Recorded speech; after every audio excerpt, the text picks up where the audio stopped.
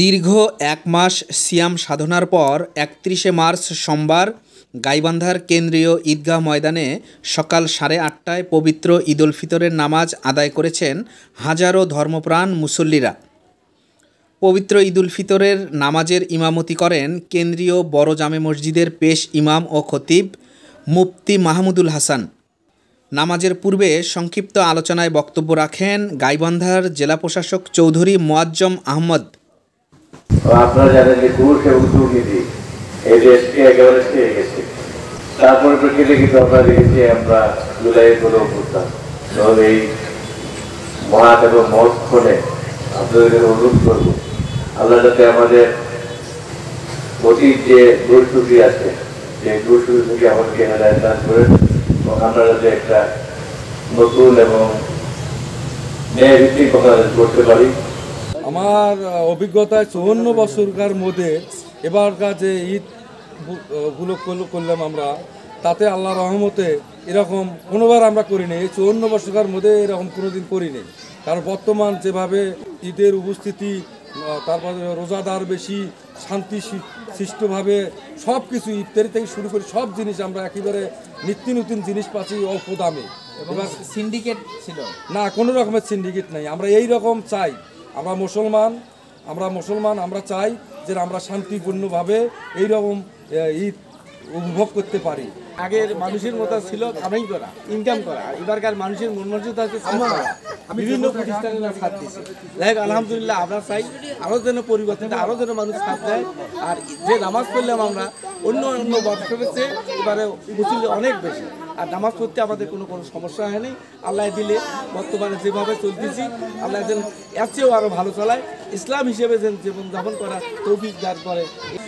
এই 2025 সালের যে রমজান মাস এসেছিল, সেই রমজান মাসেও কিন্তু অসহায় হতদরিদ্র মানুষ থেকে শুরু করে বাংলাদেশের সাধারণ যে জনগণ, তারা কিন্তু সিন্ডিকেট মুক্ত এবং একদম নিত্য প্রয়োজনীয় যে দ্রব্য সেগুলো অত্যন্ত সুলভ মূল্যে এবারে বাংলাদেশে বিশেষ করে তারা ক্রয় করতে পেরেছে এবং বিক্রেতারাও সিন্ডিকেটবিহীনভাবে তারা কিন্তু এবারে মানুষের সেবায় নিয়োজিত ছিল। তো আমরা কথা বলবো আমাদের গোদারহাট কেন্দ্রীয় ঈদগাহ মাঠের যে খতিব, ওনার সঙ্গে। আচ্ছা, আপনি কেমন মনে করেন যে এবারে অন্য ঈদের থেকে এবার কেমন মনে হয় আপনার কাছে?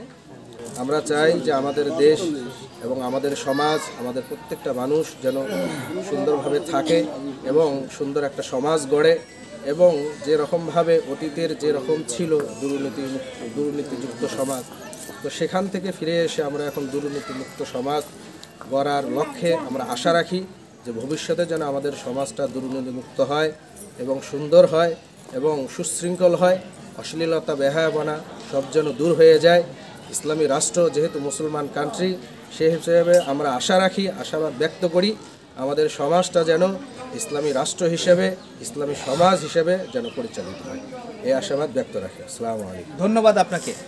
যেমনটি বলছিলেন এই যে পেশ ইমাম, এর বাইরে কিন্তু আমরা অতীতে দেখেছি বাংলাদেশে অনেক দুর্নীতি করে বিদেশে পাড়ি জমিয়েছে, কেউ টাকার পাহাড় করেছে, বিদেশে বাড়ি গাড়ি করেছে।